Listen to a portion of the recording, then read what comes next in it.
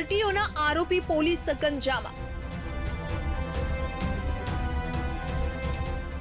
પૈસા કમાવાની લાલચ પડી ગઈ મોંઘી।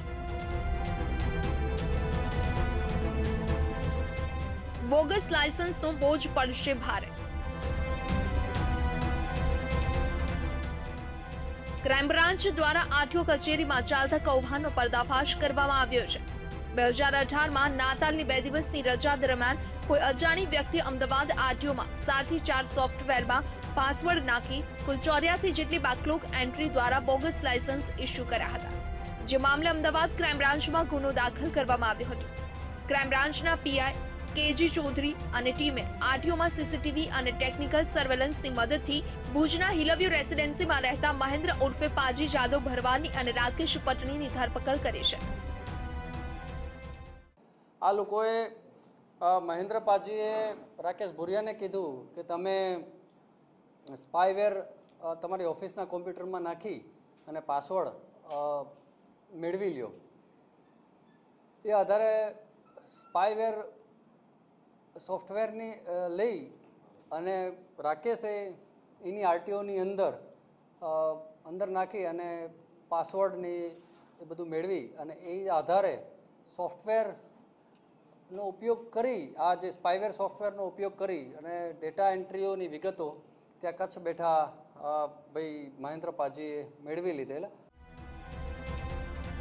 પોલીસે આરોપીઓ પાસેથી લેપટોપ અને મોબાઈલ ફોન કબજે કર્યા છે। આરોપી મહેન્દ્ર 2010 થી 2018 સુધી ભુજ આરટીઓમાં કોમ્પ્યુટર ઓપરેટર તરીકે ફરજ બજાવતો હતો, જ્યારે રાકેશ અમદાવાદ આરટીઓમાં 6 વર્ષથી એજન્ટ તરીકે કામ કરતો હતો। આરટીઓના કામ અર્થે બંને એકબીજાના સંપર્કમાં આવ્યા હતા। ઝડપથી પૈસા કમાવા માટે રાકેશ પટણીએ રજાના દિવસનો લાભ લઈ કોમ્પ્યુટર ઓપરેટરના ટેબલ પરથી સોફ્ટવેર યુઝર આઈડી અને પાસવર્ડ મેળવ્યા હતા। રાકેશે વોટ્સએપ દ્વારા યુઝર આઈડી અને પાસવર્ડ મહેન્દ્રને મોકલ્યા હતા। મહેન્દ્રએ તેના આધારે સોફ્ટવેરમાં ખોટી એન્ટ્રી કરી બોગસ લાયસન્સ બનાવ્યા હતા। લાયસન્સ મેળવવા માટે લાયક નહોતા કે જેની અંદર ઘણા બધા આરટીઓના નોર્મ્સ મુજબ તેઓને લાયસન્સ મળી ન શકતા હોય તેવી વ્યક્તિઓનો સંપર્ક કરી, કારણ કે આ લોકો આરટીઓની અંદર જ કામ કરતા હોય તો એવી વ્યક્તિઓને શોધી અને તેઓને એન કેન પ્રકારે આવી રીતે લાયસન્સ ની ગોઠવણ કરી આપતા હતા અને સોફ્ટવેરની અંદર ડેટા એન્ટ્રી કરી ઓવરરાઇટ કરી અને એનો ઉપયોગ આવી રીતે કરી અને ન મેળવવા જે ગેરલાયક હતા તેવા વ્યક્તિઓને પણ લાયસન્સ તેઓએ અપાવ્યો હતો। આરટીઓનું આ કૌભાંડ રાજ્યવ્યાપી કૌભાંડ હોવાની આશંકા સેવાઈ રહી છે।